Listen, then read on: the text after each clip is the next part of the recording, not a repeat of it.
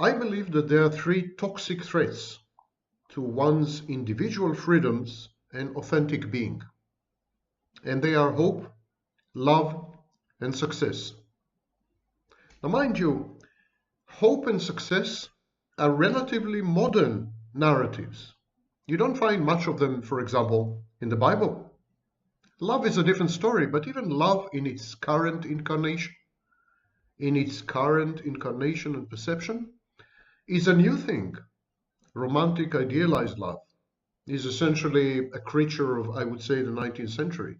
Like childhood, like motherhood, they all seem eternal, sempiternal, timeless, but they're not. They're actually social constructs. Hope is a counterfactual and delusional reaction to despair and to meaninglessness. The universe is meaningless, and this induces in some people, for a reason which I find mysterious, induces in some people a sense of desperation. It's like, I call them the existential desperados. It's like if the universe has no meaning and no sense and no direction and no purpose and no goal, all is lost. We might as well, commit suicide. I'm not quite sure why meaning has such a force. Viktor Frankl, of course, had written extensively about it and even established a treatment modality called logotherapy, which evolves and revolves and pivots around meaning and the introduction of meaning. Existentialism is preoccupied with the question of meaning and meaninglessness, being and nothingness, of course. So it seems to be a kind of obsession. The human race ruminates on the issue of meaning. And hope is our way to self-medicate, to self-soothe, to comfort ourselves by telling ourselves, well, there is some meaning, there is some sense, it's going somewhere, it's going to be better. We have this concept of progress, from bad to good, from worse to better. So we have this linear time arrow which kind of informs us that everything that comes after is better than everything that came before, which is, of course, total nonsense, totally counterfactual. Hope fosters expectations that are invariably thwarted. The companions and successors of hope are frustration, aggression, depression. Nothing, in my mind, is more pernicious, more insidious than hope. The opposite of hope is not hopelessness. The opposite of hope is reality testing. The opposite of being hopeful is not being nihilistic or cynical. The opposite of being hopeful is being realistic. Hope is also not the opposite of planning. Hope-motivated planning is hopeless. It's bound to fail. It's setting yourself up for failure. You should not base your planning on hope. You should base your planning on data, on facts, on interconnectivity, on patterns, on science. Hope should be the foundation of absolutely nothing, because it's a very, very rotten foundation. It can't stand scrutiny, can't stand analysis, and it doesn't stand to reason. Love. The second member of the triplet. Love is the pathological attempt. Yes, I'm using the word pathology judiciously. Most mental health experts, if they are not politically correct, will tell you that love has all the biochemical and psychological aspects and dimensions of mental illness. Love is the pathological attempt to counter existential and profound loneliness. Loneliness.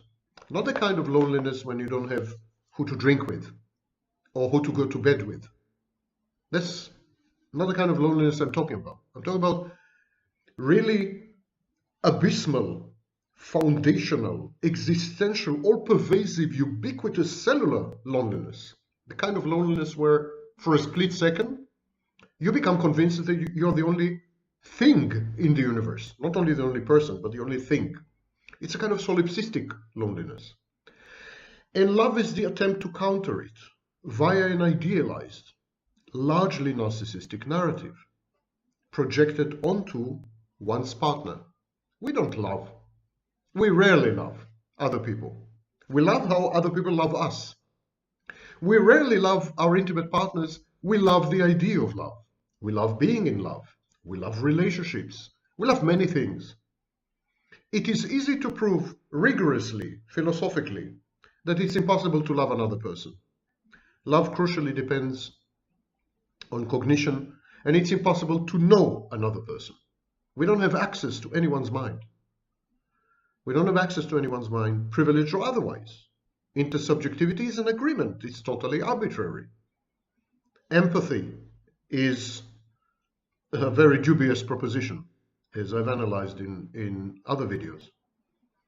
So we tell ourselves stories and narratives because we're a storytelling species. So we tell ourselves, yeah, we can connect with other people, they can love us, we can love them. It invariably ends in heartbreak and devastation, or in the best case, in dependency. Dependency. We become dependent or heartbroken, or usually both. Why? Because love is inherently contrived. It involves numerous practices which run counter to the pursuit of liberty and the pursuit of happiness.